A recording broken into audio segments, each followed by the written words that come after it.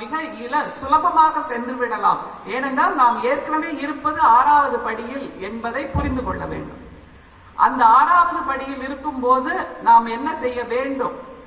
ஆன்மீகம் அப்படின்னு சொல்றோம்ல, அது ஆங்கில வார்த்தையா தமிழ் வார்த்தையா? ஆன்மீகம் என்பது தமிழ் வார்த்தை நம்ம நினைச்சிட்டு இருக்கோம். ஆன்மீகம் என்று யோசித்து பாருங்க. ON on, ME me, COME come அப்படின்னு யோசிச்சு பார்த்தா அது ஆங்கில வார்த்தை ஆகுது.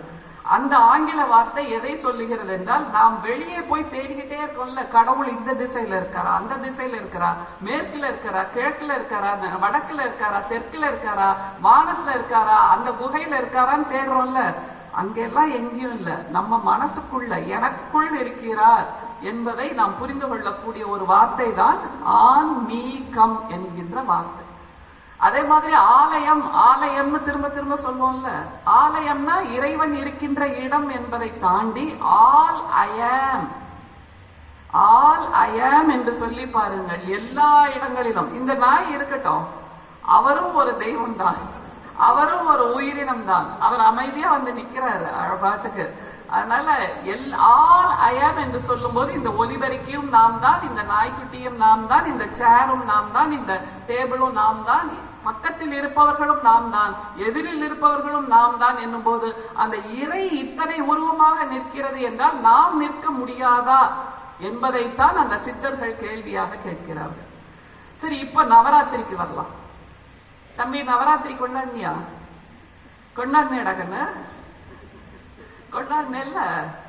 அதுல நமக்கு தெரியும் அந்த மூன்று நாட்கள் எதற்காக என்று நமக்கு நன்றாக தெரியும். மலைமகள், அலைமகள், கலைமகள், இந்த 3 தேவியருக்கான ஒரு நாள் என்று நாம் கொண்டாடிட்டு இருக்கோம். மலைமகள் என்று சொல்லும் போது பார்வதி தேவியை நாம் வணங்குகிறோம்.